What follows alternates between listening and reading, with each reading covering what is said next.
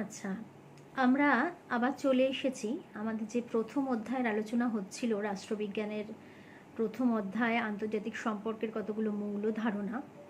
সে আলোচনা আমরা অনেকটা এগিয়ে এসেছি। আমরা গতদিন জাতীয় ক্ষমতার ধারণা আলোচনা করেছি। আজকে আমাদের আলোচ্য বিষয় হচ্ছে রাষ্ট্রবিজ্ঞানের অন্যতম একটি শাখা হিসেবে যে আন্তর্জাতিক সম্পর্ক, সেই আন্তর্জাতিক সম্পর্কের আরেকটি মৌলিক ধারণা জাতীয় স্বার্থ বা ন্যাশনাল ইন্টারেস্ট। জাতীয় স্বার্থ বা ন্যাশনাল ইন্টারেস্ট আজকের দিনের পরিপ্রেক্ষিতে আন্তর্জাতিক সম্পর্কের অন্যতম একটি মৌলিক ধারণা। ঠিক যেভাবে আমরা আগের দিন দেখেছিলাম যে আন্তর্জাতিক রঙ্গমঞ্চে বিভিন্ন জাতিরাষ্ট্র নিজেদের দেশের প্রাকৃতিক সম্পদ, সামরিক ক্ষমতা, প্রযুক্তিক জ্ঞান, কারিগরি দক্ষতা এই সমস্ত কিছুকে আশ্রয় করে ক্ষমতাবান হতে চায়, নিয়ন্ত্রকের ভূমিকায় যেতে চায়। তার সাথেই যেটা ভীষণ গুরুত্বপূর্ণ সেটা হচ্ছে প্রতিটি জাতিরাষ্ট্র যেটা করতে চায় সেটা হচ্ছে নিজের জাতির এবং দেশের স্বার্থ রক্ষা করতে চায়। নিজের দেশের এবং জাতির স্বার্থ রক্ষা করার অর্থটা কি? অর্থাৎ হচ্ছে আমার দেশের পক্ষে, আমার দেশের নাগরিকদের পক্ষে যেটা সবচেয়ে বেশি মঙ্গলকর, যেটা সবচেয়ে বেশি লাভদায়ক, সেই ভাবনা চিন্তাকে আশ্রয় করে কিছু নীতি প্রণয়ন করা এবং আন্তর্জাতিক রাজনীতির পরিপ্রেক্ষিতে অন্যান্য জাতিরাষ্ট্রগুলোর সম্পর্ক গড়ে তোলার ক্ষেত্রে এই বিষয়টিকে মাথায় রাখা যে আমি যখন অন্য কোনো জাতিরাষ্ট্রের সঙ্গে কোনো সম্পর্ক গড়ে তুলতে যাব তাতে যেন আমার দেশের মঙ্গল, আমার নাগরিকেদের মঙ্গল সবচেয়ে বেশি করে সুরক্ষিত হতে পারে। অর্থাৎ যেটা আমি বলতে পারি সেটা হচ্ছে জাতীয় স্বার্থের মূল কথাই হচ্ছে দেশের মঙ্গল করা, দেশের জনতার যাতে সবচেয়ে বেশি মঙ্গল হয় সেটা ভেবে দেখা। প্রত্যেকটা জাতিরাষ্ট্রই কিন্তু এই ন্যাশনাল ইন্টারেস্ট বা জাতীয় স্বার্থ দ্বারাই পরিচালিত হয়। আমরা জানি যে প্রতিটি জাতিরাষ্ট্রকে পরিচালনার জন্য দু ধরনের নীতি থাকে। একটা হচ্ছে বৈদেশিক নীতি, আরেকটা হচ্ছে অভ্যন্তরীণ নীতি, মানে দেশের ভেতরে যে সমস্ত নিয়মকানুনগুলোকে দিয়ে দেশটাকে পরিচালনা করা হয়। আর আরেকদিকে হচ্ছে আন্তর্জাতিক ক্ষেত্রে বিভিন্ন দেশের সাথে আমরা যে ধরনের সম্পর্ককে বজায় রাখতে চাই তার জন্য যে নীতি সেটা হচ্ছে বৈদেশিক নীতি। এই বৈদেশিক নীতিরই কিন্তু মূলে রয়েছে জাতীয় স্বার্থ।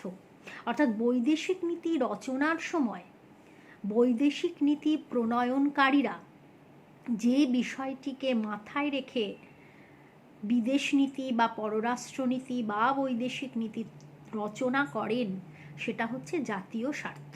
জাতীয় স্বার্থ মানে হচ্ছে তারা যখন কোনো একটি দেশের জন্যে বৈদেশিক নীতি রচনা করছেন, পররাষ্ট্রনীতি তৈরি করছেন, তখন তারা সবসময় এটা দেখেন যে এই নীতিগুলোর মাধ্যমে যাতে সেই রাষ্ট্রটির মঙ্গল এবং সেই রাষ্ট্রটির লাভ সবচেয়ে বেশি আদায় করা যায় আন্তর্জাতিক পরিস্থিতি থেকে।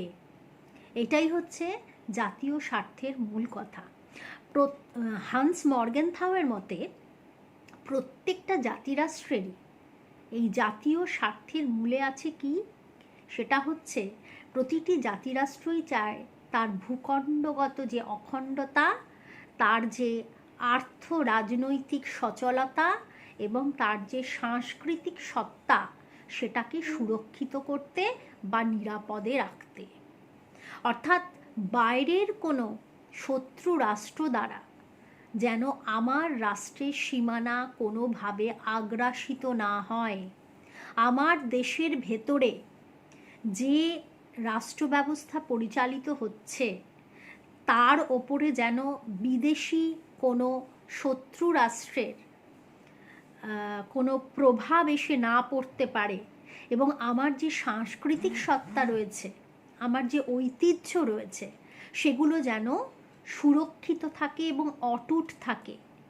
এই লক্ষ্যগুলোকে সামনে রেখেই কিন্তু প্রতিটি জাতি রাষ্ট্র তার পররাষ্ট্র নীতি তৈরি করে, এবং এই লক্ষ্যগুলোর সমাহারই হচ্ছে জাতীয় স্বার্থ বা ন্যাশনাল ইন্টারেস্ট। তার মানে প্রত্যেকটা জাতিরাষ্ট্রর মূল লক্ষ্যই হচ্ছে কি, নিজের যে ভূখণ্ড রয়েছে তাকে বিদেশি শত্রুর হাত থেকে রক্ষা করা, তার দেশে যে সমস্ত রাজনৈতিক প্রতিষ্ঠানগুলো চলছে সেগুলোকে সচল রাখা, এবং তার যে সাংস্কৃতিক ও সাংস্কৃতিক এবং যে সমস্ত কি বলবো, মানে কৃষ্টিগত যে মূল্যবোধ রয়েছে সেগুলোকে সংরক্ষিত করা। এই তিনটে দিক থেকে একটা রাষ্ট্রকে সুরক্ষিত করা, একটা হচ্ছে ভূখণ্ডগত দিক থেকে, একটা হচ্ছে আর্থ রাজনৈতিক প্রতিষ্ঠানগুলোর সচলতার দিক থেকে, এবং আরেকটা হচ্ছে সাংস্কৃতিক এবং কৃষ্টিগত যে মূল্যবোধগুলো রয়েছে সেগুলোকে সংরক্ষণের দিক থেকে। এই তিন ধরনের দিক থেকে একটা রাষ্ট্র যখন নিজেকে সুরক্ষিত রাখতে চায়, তখন সেই স্বার্থটাই হচ্ছে তার জাতীয় স্বার্থ।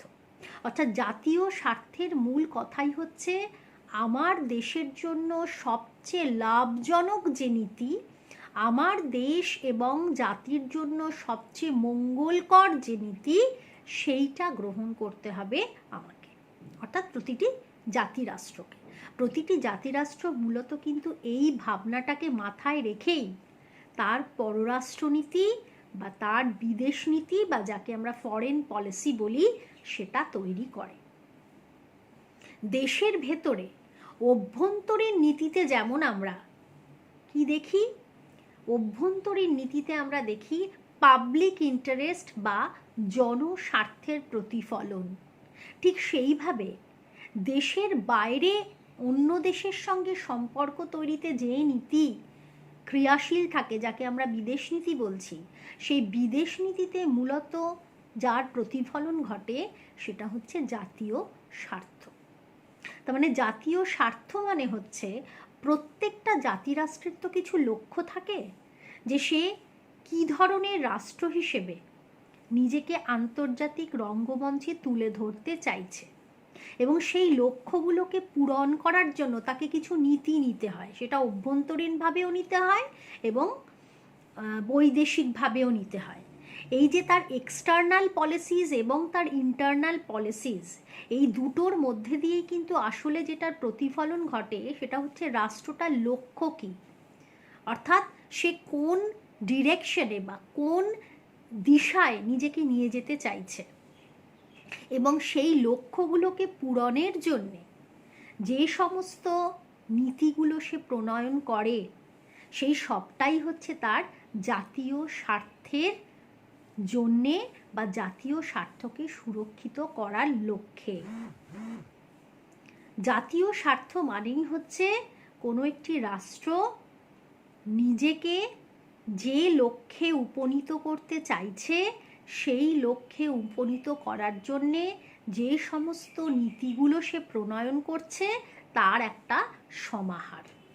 মূলত জাতীয় স্বার্থের প্রতিফলন আমরা দেখতে পাই প্রতিটি রাষ্ট্রের বিদেশ নীতির মধ্যে দিয়ে। বিদেশ নীতির যে কর্নারস্টোন বা বিদেশ নীতির যে মূল ভিত্তি, সেটা দাঁড়িয়েই থাকে কিন্তু প্রতিটি জাতিরাষ্ট্রের জাতীয় স্বার্থের ওপর ভিত্তি করে। এখন এই আলোচনা থেকে এটা পরিষ্কার বোঝা যাচ্ছে যে পৃথিবীর প্রত্যেকটা জাতিরাষ্ট্রেরই কিন্তু জাতীয় স্বার্থ হবে আলাদা আলাদা।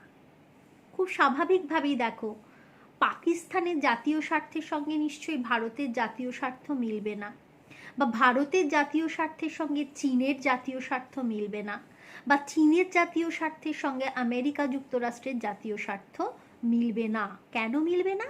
কারণ এই প্রত্যেকটা দেশেরই কিন্তু যে লক্ষ্য, আলটিমেট যে এমটা, সেটা ভিন্ন ভিন্ন। আমেরিকা যুক্তরাষ্ট্রের লক্ষ্য হচ্ছে তার যে সুপার পাওয়ার স্টেটাস আছে সেটাকে রিটেইন করা। চায়নার লক্ষ্য হচ্ছে আমেরিকার এই সুপার পাওয়ার ইমেজকে নষ্ট করে দিয়ে নিজে একটা উদীয়মান শক্তি হিসেবে উঠে আসা। ভারতবর্ষ তো চিরকালই শান্তির পথে নিজেকে পরিচালিত করতে চেয়েছে। আন্তর্জাতিক কূটকচালি বা আন্তর্জাতিক যে সমস্ত রাজনৈতিক ওঠাপড়া সেগুলোতে সে সবসময়ই একটা কি বলবো, একটা ঠিক আমি এটাকে ঠিক নিরপেক্ষ বলবো না, তবে সবসময় একটা বিবেকের ভূমিকা নেওয়ার চেষ্টা করেছে, এটা বলবো। যে অন্যান্য শক্তিগুলোকে তাদের অবস্থান চিনিয়ে দেওয়া, যে কে ঠিক করছো আর কে ভুল করছো, এইটা কিন্তু ভারতবর্ষের তরফে বরাবরই থেকেছে। এবং একটা মূলত কিন্তু আমরা একটা শান্তিকামী রাষ্ট্র হিসেবেই তাকে চিনি। এইভাবে কিন্তু বিভিন্ন জাতিরাষ্ট্রের যে লক্ষ্য, সেই লক্ষ্যে উপনীত হওয়ার যে পদ্ধতি বা যে নীতি, সেটাও যে বিভিন্ন হবে সেটা বলার অবকাশ থাকে না। তাই জন্য বিভিন্ন রাষ্ট্রের বিদেশ নীতিগুলো আলাদা হয়। আমেরিকান ফরেন পলিসির সাথে চাইনিজ ফরেন পলিসি মিলবে না, চাইনিজ ফরেন পলিসির সাথে ইন্ডিয়ান ফরেন পলিসি মিলবে না, ইন্ডিয়ান ফরেন পলিসির সঙ্গে শ্রীলঙ্কান ফরেন পলিসি মিলবে না। প্রত্যেকটা জাতিরাষ্ট্রেরই কিন্তু আমরা এই জন্য দেখি কি যে ফরেন পলিসির ফর্মুলেশনও আলাদা হয়, কারণ তার যে ফরেন পলিসি বা বিদেশ নীতির যে মূল ভিত্তি, যেটা হচ্ছে জাতীয় স্বার্থ বা ন্যাশনাল ইন্টারেস্ট, সেটাই কিন্তু বিভিন্ন দেশগুলোর আলাদা আলাদা।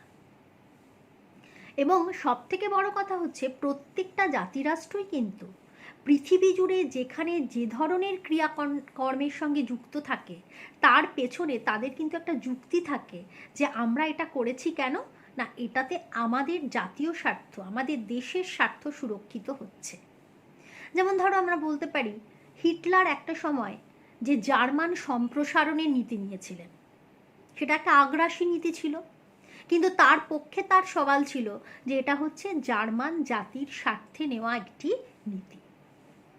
কিংবা ধরো আমরা বলতে পারি যে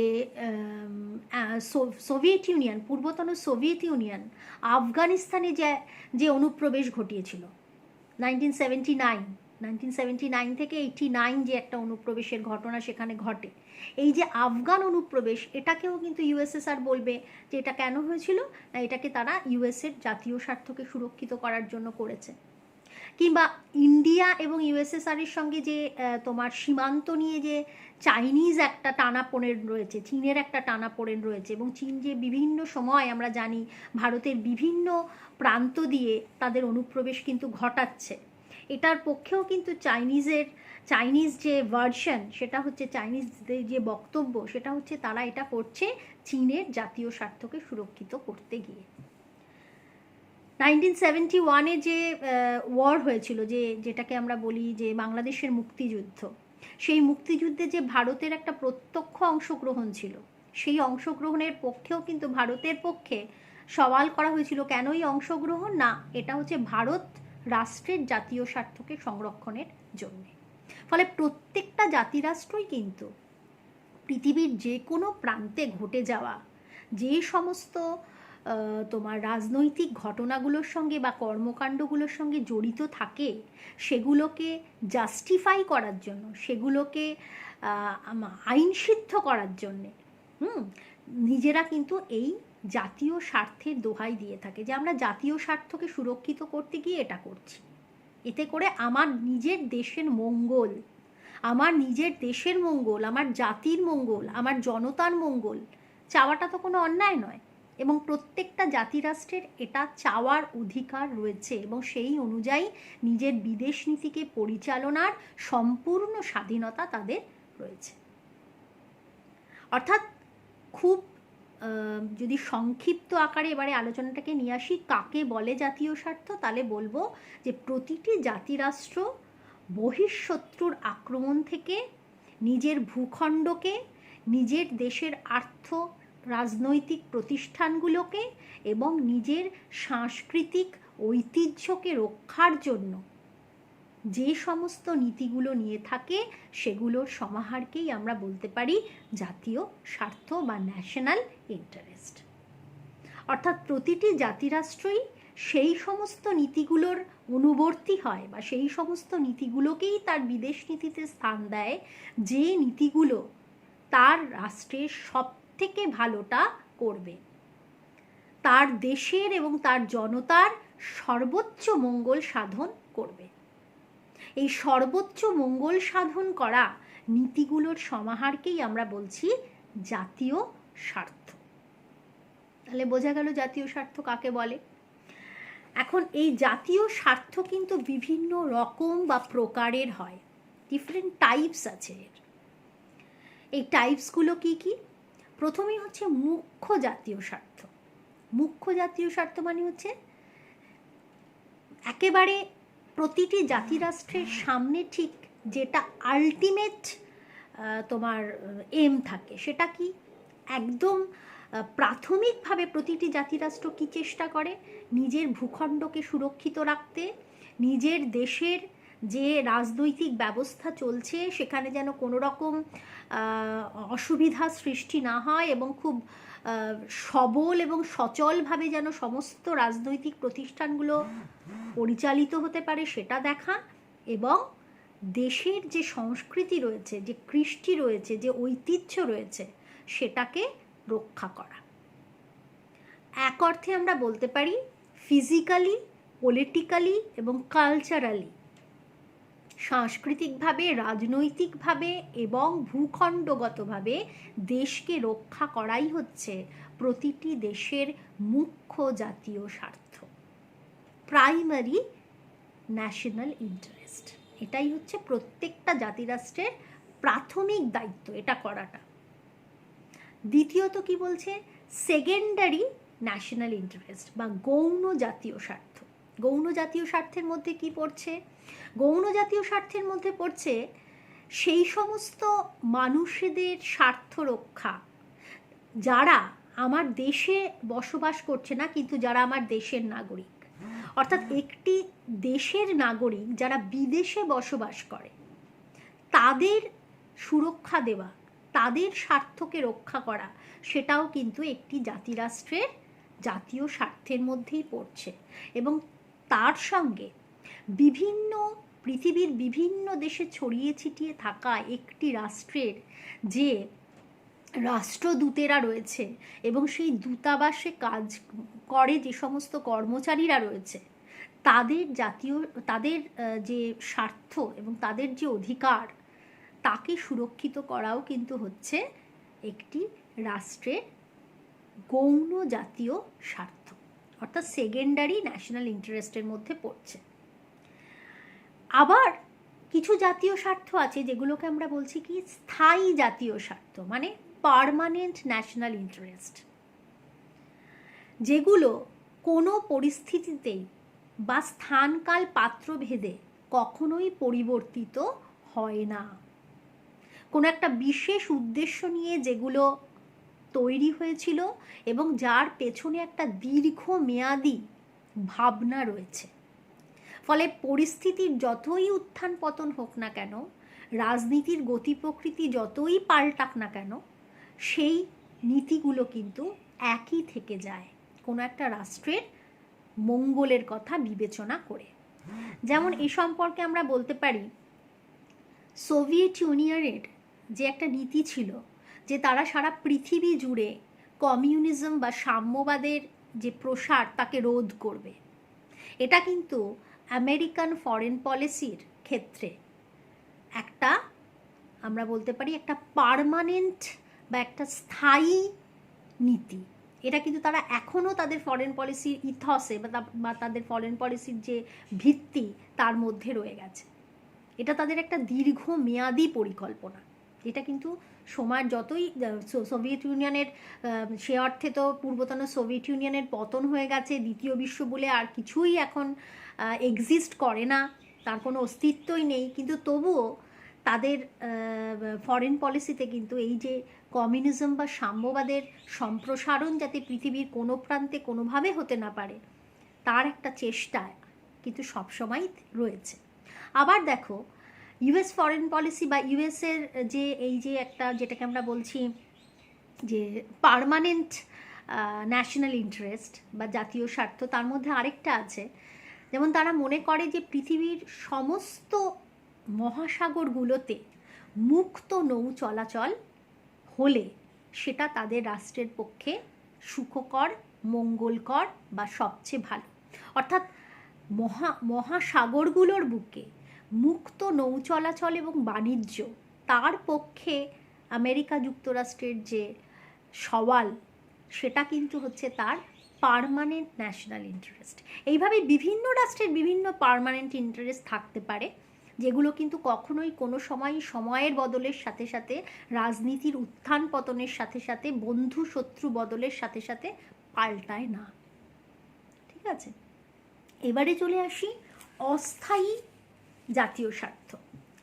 এই জাতীয় স্বার্থগুলো হচ্ছে কীরকম জাতীয় স্বার্থ? যেগুলো কিন্তু দীর্ঘমেয়াদী নয়, যেগুলো সাধারণভাবে কি হয়, আন্তর্জাতিক রাজনীতির উত্থান পতনের সাথে সাথে বা কোনো এক বিশেষ ধরনের আন্তর্জাতিক পরিস্থিতির উত্থানের সাথে সাথে যেগুলোর আবির্ভাব ঘটে এবং সেই পরিস্থিতি চলে গেলে হয়তোবা এই জাতীয় স্বার্থগুলো আর ততটা ইম্পর্ট্যান্ট থাকে না।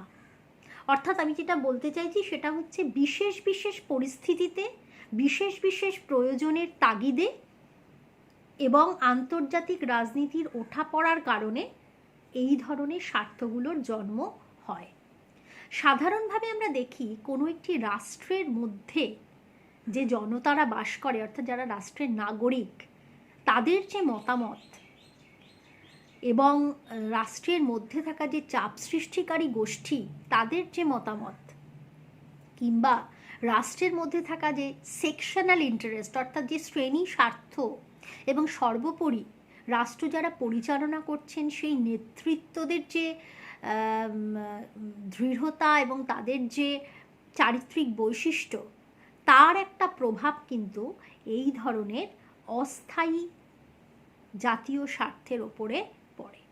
অর্থাৎ আন্তর্জাতিক কোন ঘটনার প্রতি কোনো একটি রাষ্ট্রটি কী ধরনের প্রতিক্রিয়া দেবে তার ওপরে কিন্তু এই যে বিষয়গুলো আমি বললাম, জনমত, চাপ সৃষ্টিকারী গোষ্ঠীর প্রভাব, রাষ্ট্র পরিচালনাকারী নেতৃত্বের চারিত্রিক দৃঢ়তা, এগুলোর একটা ভূমিকা থেকে যায়। এবং এই যে স্বার্থগুলো, এগুলো কিন্তু সময়ের সাথে সাথে পাল্টে যায়, একই রকম থাকে না।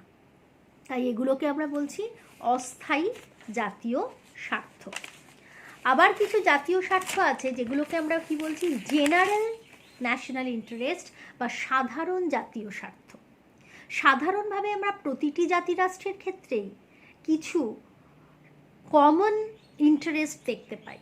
কীরকম? যেমন আমি আগেই বললাম যে প্রতিটি জাতিরাষ্ট্রেরই কমন ইন্টারেস্টের মধ্যে পড়ছে কি, নিজের ভূখণ্ডকে রক্ষা করা, নিজের সাংস্কৃতিক এবং কৃষ্টিগত যে ঐতিহ্য তাকে রক্ষা করা, নিজের রাষ্ট্রের ভেতরের যে রাজনৈতিক প্রতিষ্ঠান রয়েছে তার সচলতা বজায় রাখা। এগুলো হচ্ছে সাধারণ তোমার স্বার্থের মধ্যে পড়ছে।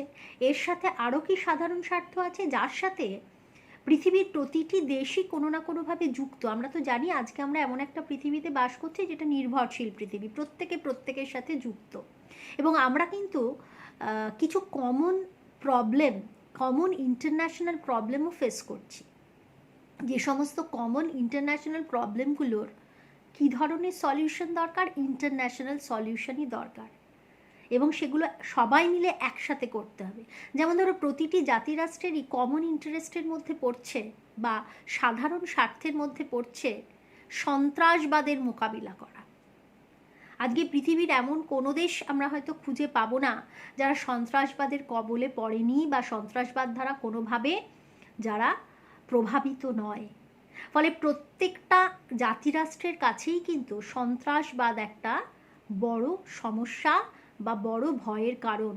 সুতরাং তাকে কিভাবে আমরা মোকাবিলা করব, এটা কিন্তু প্রতিটি জাতিরাষ্ট্রকেই ভাবতে হয়, এবং এই সন্ত্রাসবাদের মোকাবিলা করা প্রত্যেকটা জাতিরাষ্ট্রেরই কিন্তু জাতীয় স্বার্থের অন্যতম একটি গুরুত্বপূর্ণ অংশ।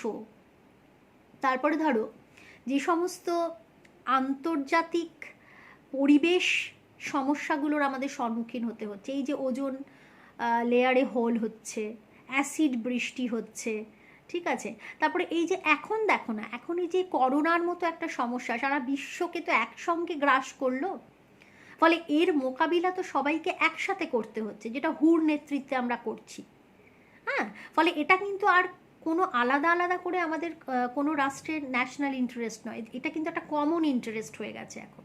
প্রত্যেকটা জাতিরাষ্ট্র একসঙ্গে এর সাথে লড়ছে, কারণ প্রতিটি জাতিরাষ্ট্রেরই কিন্তু লক্ষ্য হচ্ছে টু সিকিওর দেয়ার পপুলেশন, তাদের যে জনতা তাকে রক্ষা করতে হবে।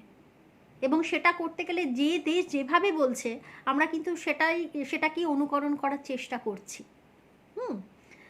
এইটা হচ্ছে কিছু সাধারণ জাতীয় স্বার্থ যেগুলো প্রত্যেকটা জাতিরাষ্ট্রই অনুসরণ করে থাকে। তারপরে যেমন ধরো যেটাকে আমরা বলছি নিরস্ত্রীকরণ, অর্থাৎ অস্ত্র কমানো, অস্ত্র উৎপাদন না করা। কারণ অস্ত্রের প্রতিযোগিতা কখনোই তো পৃথিবীতে শান্তি আনতে পারবে না, অথচ আমরা সবাই শান্তির পক্ষে। সুতরাং সেটা করতে গেলে কি করতে হবে, অস্ত্রের উৎপাদন কমাতে হবে। এটা কিন্তু আমাদের প্রতিটি জাতিরাষ্ট্রের কাছেই জাতীয় স্বার্থের একটা অন্যতম দিক, যে আমরা অস্ত্রের উৎপাদন কমাবো, আমরা অস্ত্র উৎপাদন করব না, আমরা নিরস্ত্রীকরণ করব। সুতরাং সন্ত্রাসবাদ, নিরস্ত্রীকরণ, তারপরে অস্ত্র উৎপাদন বন্ধ করা, সারা পৃথিবীতে শান্তি বজায় রাখা, যুদ্ধ না করা, আন্তর্জাতিক সমস্যাগুলো আলাপ আলোচনার মধ্যে, সালিশির মধ্যে, সন্ধি বা চুক্তির মধ্যে দিয়ে মিটিয়ে নেওয়ার ব্যবস্থা করা, এগুলো কিন্তু প্রতিটি জাতিরাষ্ট্রেরই কমন ন্যাশনাল ইন্টারেস্ট, অর্থাৎ সাধারণ জাতীয় স্বার্থের মধ্যে এগুলো পড়ছে। এরপরে চলে আসি বিশেষ জাতীয় স্বার্থ। কিছু কিছু রাষ্ট্রের বিশেষ বিশেষ জাতীয় স্বার্থ থাকে, তার হয়তো মানে আমরা তো জানি যে প্রতিটা জাতিরাষ্ট্র তো ক্ষমতার বিচারে এক জায়গায় দাঁড়িয়ে নেই, তাই যারা দুর্বল রাষ্ট্র তাদের ইচ্ছে হচ্ছে কি অর্থনৈতিকভাবে তারা স্বয়ং সম্পূর্ণ হবে, যেটা হয়তো যারা ধনী রাষ্ট্র তাদের কাছে তো সেটা স্বার্থের ব্যাপার নয়, তাদের তো সেই ইন্টারেস্টটা নেই, তারা তো এমনিতেই তোমার ধনী। কিন্তু দুর্বল রাষ্ট্রগুলো চাইবে নিজেদেরকে আরও বেশি স্বয়ংসম্পূর্ণ করতে। এই জন্য আমরা দেখেছি যে তৃতীয় বিশ্বের দেশগুলোর মধ্যে কিন্তু নিজেদের যে অর্থনৈতিক দাবি দেওয়া, নিজেদের যে অর্থনৈতিক উন্নয়ন, তাকে কেন্দ্র করে একটা জোটবদ্ধকরণ হয়েছে, এবং সেখান থেকে কিন্তু তারা একটা নতুন আন্তর্জাতিক অর্থ ব্যবস্থার পক্ষে, মানে একটা নিউ ইন্টারন্যাশনাল ইকোনমিক অর্ডারের পক্ষে তারা কিন্তু সওয়াল করছে। এটা তাদের সেই সমস্ত রাষ্ট্রগুলোর বিশেষ জাতীয় স্বার্থ।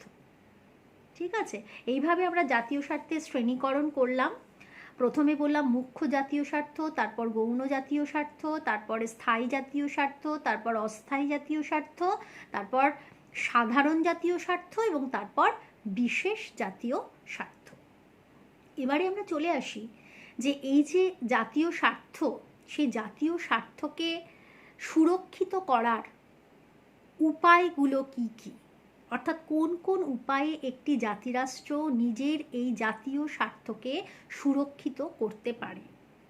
প্রথমেই আমি বলেছি যে জাতীয় স্বার্থের প্রতিফলন ঘটে প্রতিটি জাতিরাষ্ট্রের বৈদেশিক নীতি বা পররাষ্ট্র নীতির মধ্যে দিয়ে, অর্থাৎ প্রতিটি জাতিরাষ্ট্র সে বহির্বিশ্বের সাথে কী ধরনের সম্পর্ক গড়ে তুলতে চাইছে, আন্তর্জাতিক রাজনৈতিক ওঠাপড়ায় তার ভূমিকা কী হবে, সে পুরোটাই কিন্তু সে ব্যাখ্যা করে দেয় তার পররাষ্ট্র নীতি রচনার মধ্যে দিয়ে। অর্থাৎ পররাষ্ট্রনীতিটা পুরোটাই রচিত হয় কোনো একটি রাষ্ট্রের জাতীয় স্বার্থকে সুরক্ষিত করার কথা মাথায় রেখে। আর এই যে জাতীয় স্বার্থকে সুরক্ষিত করার বিষয়, সেটা কতগুলো উপায়ে সম্ভব হয়। সেই উপায়গুলো কি কি? প্রথম উপায়টাই হচ্ছে কূটনীতি বা ডিপ্লোমেসি। সেই সুপ্রাচীন কাল থেকে যে কোনো জাতি বা রাষ্ট্রের নিজের অস্তিত্বকে রক্ষার জন্য, নিজের ভূখণ্ডগত ঐক্যকে বজায় রাখার জন্য এই কূটনীতির আশ্রয় নিতে আমরা দেখেছি। সেটা কৌটিল্যের অর্থশাস্ত্র বলতে পারি, সেটা ম্যাকিয়াভেলির দ্য প্রিন্স বলতে পারি, সেটা মহাভারতের শান্তি পর্ব বলতে পারি।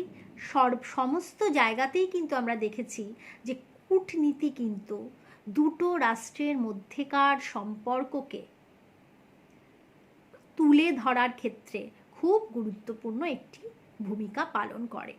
সাধারণভাবে একটি জাতিরাষ্ট্র কিভাবে কূটনীতির মাধ্যমে তার জাতীয় স্বার্থকে চরিতার্থ করে? না, আন্তর্জাতিক যে সমস্ত ঘটনাগুলো ঘটছে সেই ঘটনাগুলোর প্রতি নিজেদের যে বক্তব্য বা নিজেদের যে অবস্থান, সেটাকে কিন্তু প্রতিটি জাতিরাষ্ট্র এই কূটনীতির মধ্যে দিয়েই পরিষ্কার করে দেয়। বিভিন্ন আন্তর্জাতিক মঞ্চে বিভিন্ন দেশের রাষ্ট্রপ্রধানেরা গিয়ে যে বক্তব্য রাখেন, সেই বক্তব্যগুলো কিন্তু কূটনৈতিক বক্তব্যই। এবং শান্তির পক্ষে সওয়াল করতে গিয়ে যুদ্ধের পথে না হেঁটে বিভিন্ন জাতিরাষ্ট্র যখন সন্ধি, চুক্তি, আলোচনা, সালিশি, মধ্যস্থতা ইত্যাদি পদ্ধতি গ্রহণ করে, তখন সেগুলো কিন্তু সবই হচ্ছে কূটনৈতিক পদ্ধতি। সাধারণভাবে কূটনীতির মধ্যে দিয়ে একটি রাষ্ট্র কি করে? অন্য রাষ্ট্রের রাষ্ট্রপ্রধানদের মনে নিজেদের সম্পর্কে বিশ্বাস তৈরি করার চেষ্টা করে। অন্য রাষ্ট্রের সঙ্গে কূটনীতির মধ্যে দিয়ে একটি রাষ্ট্র বন্ধুত্ব করার চেষ্টা করে, বন্ধুত্বের হাত বাড়িয়ে দেওয়ার চেষ্টা করে। এবং সর্বোপরি যেটা করে সেটা হচ্ছে কোনো পদ্ধতিতেই যদি দেখা যায় যে আলাপ আলোচনা, মধ্যস্থতা, সালিশি কোনোটার মাধ্যমেই নিজেদের স্বার্থকে তারা, অর্থাৎ একটি রাষ্ট্রের স্বার্থকে তারা চরিতার্থ করতে পারছে না, তবে শেষ পদক্ষেপ হিসেবে কিন্তু বল প্রয়োগ বা শক্তি প্রয়োগের পথে হাঁটে। অর্থাৎ কূটনীতির মূল কথাই হচ্ছে আলাপ আলোচনার মধ্যে দিয়ে, বিনিময়ের মধ্যে দিয়ে একটা উদ্ভূত পরিস্থিতি বা একটা সমস্যাদায়ক পরিস্থিতির সমাধানের চেষ্টা করা। এটা কিন্তু সুপ্রাচীন কাল থেকেই আমরা দেখেছি। আমরা ভারতবর্ষ এবং পাকিস্তানের মধ্যেকার যে সম্পর্ক আমরা জানি নরমে গরমে এগিয়েছে স্বাধীনতার পর থেকে, এবং এই সম্পর্ককে নরম করার ক্ষেত্রে অনেক সময় কিন্তু আমরা দেখেছি এই কূটনীতির আশ্রয় নেওয়া হয়েছে। আমরা সেই বাস ডিপ্লোমেসির কথা জানি। তোমার বাজপেয়ীর নেতৃত্বে দিল্লি থেকে যে বাস গিয়েছিল লাহোরে, এবং সেই সময় পাকিস্তানের রাষ্ট্রপ্রধান ছিলেন মুশারফ না, সরি ভুল বললাম, নামটা ভুলে যাচ্ছি। এবং তার সঙ্গে কিন্তু তৎকালীন যে পাকিস্তানের রাষ্ট্রপ্রধান নওয়াজ শরীফ, তার সঙ্গে কিন্তু তৎকালীন রাষ্ট্রপ্রধানের যে বিনিময়, সেই বিনিময়টা কিন্তু ছিল কূটনৈতিক বিনিময়। এইভাবে কিন্তু একাধিক সময় আমরা দেখেছি যে বিভিন্ন রাষ্ট্রের মধ্যেকার সম্পর্ক কূটনীতিকে আশ্রয় করে এগোয়, এবং এর মূলেই থাকে হচ্ছে নিজেদের জাতীয় স্বার্থকে সংরক্ষণ করা। কূটনীতি তাহলে জাতীয় স্বার্থকে সংরক্ষণের একটা উপায় হতে পারে। দ্বিতীয়ত আমরা চলে আসছি, দ্বিতীয় যে উপায় সেটা হচ্ছে প্রচার বা প্রোপাগ্যান্ডা। অর্থাৎ কোনো একটি রাষ্ট্র তার জাতীয় স্বার্থকে সংরক্ষণ করতে গিয়ে যেভাবে তার পররাষ্ট্রনীতিকে পরিচালনা করে বা যেভাবে তার পররাষ্ট্রনীতিকে রচনা করে, সেটার সপক্ষে সে প্রচারের মাধ্যমে অন্য রাষ্ট্রের সমর্থন আদায়ের চেষ্টা করে, যে আমি এই পররাষ্ট্রনীতি তৈরি করেছি কারণ এটার প্রয়োজন আমার ছিল, এটাই আমার রাষ্ট্রের পক্ষে সবচেয়ে বেশি মঙ্গলকর নীতি, তাই জন্য এটা আমায় নিতে হয়েছে। ফলে অন্য রাষ্ট্রও যাতে তাকে সমর্থন দেয় তার জন্য সে কিন্তু ব্যাপক প্রচার চালায়। সুতরাং প্রচারও কিন্তু নিজের জাতীয় স্বার্থকে সংরক্ষণের একটা অন্যতম উপায়। এ প্রসঙ্গে আমি একটা উদাহরণ দিতে পারি। 1971 যখন বাংলাদেশের মুক্তিযুদ্ধ শুরু হলো এবং ভারতবর্ষের তাতে একটা প্রত্যক্ষ অংশগ্রহণ ছিল, তখন অনেক রাষ্ট্র, বিশেষ করে পাকিস্তান, এবং এটা পৃথিবীতে প্রচারে মেতে গিয়েছিল যে পাকিস্তানের অভ্যন্তরীণ বিষয়ে ভারতবর্ষ হস্তক্ষেপ করছে। সেই সময় তৎকালীন ভারতবর্ষে যিনি রাষ্ট্রপ্রধান ছিলেন শ্রীমতী ইন্দিরা গান্ধী, তিনি কিন্তু ইউরোপে তখন বেশ বেশ কটি ব্যক্তিগত সফর করেন এবং ইউরোপের বিভিন্ন রাষ্ট্রের রাষ্ট্রপ্রধানদের এটা বোঝাতে সমর্থ হন যে ভারতবর্ষের এই যে বাংলাদেশের মুক্তিযুদ্ধে অংশগ্রহণ, এটার কারণ হচ্ছে ভারতবর্ষের জাতীয় স্বার্থের সংরক্ষণের কারণে। কারণ বাংলাদেশের সমস্যা ভারতবর্ষের অর্থনীতির ওপরে একটা বিরাট চাপ তৈরি করছে, যেটা ভারতবর্ষের জাতীয় স্বার্থকে বিঘ্নিত করছে। সুতরাং ভারত তার ন্যাশনাল ইন্টারেস্ট, তার জাতীয় স্বার্থকে সংরক্ষণ করার কারণেই কিন্তু বাংলাদেশের পাশে গিয়ে দাঁড়াচ্ছে। এবং সেক্ষেত্রে কিন্তু তিনি এই প্রচার কার্যটা এতটাই সুচারুভাবে করতে পেরেছিলেন যে ইউরোপের বিভিন্ন রাষ্ট্রের সমর্থন কিন্তু তখন ভারতের পক্ষে গিয়েছিল। তাহলে প্রচারও নিজের জাতীয় স্বার্থকে সংরক্ষণের একটা উপায় হতে পারে। তৃতীয়ত কি? অর্থনৈতিক সাহায্য প্রদান। অনেক সময় দেখা যায় ধনী এবং উন্নত দেশেরা দুর্বল এবং অর্থনৈতিকভাবে পিছিয়ে থাকা রাষ্ট্রদের উন্নয়নের কাজে প্রচুর পরিমাণ অনুদান বা ঋণ দিয়ে থাকে। এই যে ঋণ এবং অনুদান তারা দিচ্ছে, এর একটা কিন্তু প্রচ্ছন্ন একটা স্বার্থ তার মধ্যে কাজ করে। সেটা কি না, এই রাষ্ট্রগুলো যারা বিপদের দিনে বন্ধু পেল, অর্থাৎ যাদেরকে তারা দেখলো যে তারা একেবারে ত্রাতার ভূমিকায় তাদের সামনে অবতীর্ণ হলো এবং তাদের প্রচুর অর্থ দিয়ে সাহায্য করলো এই পিছিয়ে পড়া দুর্বল রাষ্ট্রগুলোকে, তারা কিন্তু আর কোনো অবস্থাতেই ওই উন্নত ধনী রাষ্ট্রগুলোর বিরোধিতা করার সাহস পায় না। অর্থাৎ ওই উন্নত এবং ধনী রাষ্ট্রগুলো যতই অন্যায় করুক না কেন, যতই বড় বড় আন্তর্জাতিক ষড়যন্ত্র সাথে যুক্ত থাকুক না কেন, এই রাষ্ট্রগুলোর কিন্তু এই যে যারা সাহায্য পাচ্ছে সেই সমস্ত রাষ্ট্রগুলোর কাছ থেকে, তাদের পক্ষে কিন্তু তাদের বিরোধিতা করার আর কোনো জায়গা থাকে না। অর্থাৎ আমরা কি দেখতে পাচ্ছি না, অর্থনৈতিকভাবে সাহায্য প্রদানের মধ্যে দিয়ে, ঋণ এবং অনুদানের মধ্যে দিয়ে নিজের নিয়ন্ত্রণের ক্ষেত্রকে বিস্তারের একটা চেষ্টা এবং নিজের জাতীয় স্বার্থকে সুরক্ষার একটা চেষ্টা কিন্তু বিভিন্ন তোমার দেশ বিভিন্ন সময় আন্তর্জাতিক ক্ষেত্রে করেছে। আমরা আমেরিকা যুক্তরাষ্ট্রের কথাই জানি যে দ্বিতীয় বিশ্বযুদ্ধের পর ইউরোপের যে বিধ্বস্ত অর্থনীতি, সেই অর্থনীতিকে চাঙ্গা করার ক্ষেত্রে তার যে ট্রুম্যান ঘোষণা এবং মার্শাল পরিকল্পনা, সেই দুটোই তো ছিল এই ধরনের অর্থনৈতিক সাহায্য প্রদান বা ইকোনমিক অ্যাসিস্ট্যান্স, যেটার ফলে কিন্তু পশ্চিম ইউরোপের কোনো দেশের পক্ষেই ঠান্ডা যুদ্ধের পরিপ্রেক্ষিতে আমেরিকা যুক্তরাষ্ট্রের বিরোধিতা করা সম্ভবপর হয়নি। অনেক সময় তাদেরকে কিন্তু চুপই থাকতে হয়েছে বিভিন্ন অন্যায় দেখেও। এটা কিন্তু নিজের ন্যাশনাল ইন্টারেস্ট বা জাতীয় স্বার্থকে সংরক্ষণ করার খাতিরেই আমেরিকা যুক্তরাষ্ট্র করেছিল। এছাড়া কি জোট গঠন, সেটা অর্থনৈতিক জোট হতে পারে, সেটা সামরিক জোট হতে পারে। অনেক সময় দেখা যায় পৃথিবীর বিভিন্ন রাষ্ট্রগুলো তাদের সমমানসিকতা সম্পন্ন রাষ্ট্রগুলোর সাথে একত্রিত হয়ে সামরিক জোট গঠন করে বা অর্থনৈতিক জোট গঠন করে। এর মূল উদ্দেশ্যই হচ্ছে কি, সামরিক জোট গঠন করার অর্থই হচ্ছে যে সমস্ত রাষ্ট্র এই সামরিক জোটে অংশ হলো, তারা পরস্পরকে সামরিক সাহায্য প্রদান করবে। অর্থাৎ ওই জোটের বাইরে থাকা কোনো রাষ্ট্র দ্বারা যদি ওই জোটের মধ্যে থাকা কোনো রাষ্ট্র আক্রান্ত হয়, তাহলে জোটে থাকা প্রতিটি রাষ্ট্রই সেই আক্রান্ত রাষ্ট্রের পাশে গিয়ে দাঁড়াবে এবং তাকে সামরিক সাহায্য করবে। এইভাবেও কিন্তু আমরা বলতে পারি কোনো একটি রাষ্ট্র তার জাতীয় স্বার্থকে সুরক্ষার চেষ্টা করতে পারে। এবং এই উদ্যোগ থেকেই, এই যে জোট গঠনের মাধ্যমে জাতীয় স্বার্থকে রক্ষার যে উদ্যোগ, সেই উদ্যোগ আমরা দেখেছিলাম ন্যাটো গঠনের মধ্যে দিয়ে, সিয়াটো সেন্ট্রো গঠনের মধ্যে দিয়ে, ওয়ারশো প্যাক্ট গঠনের মধ্যে দিয়ে।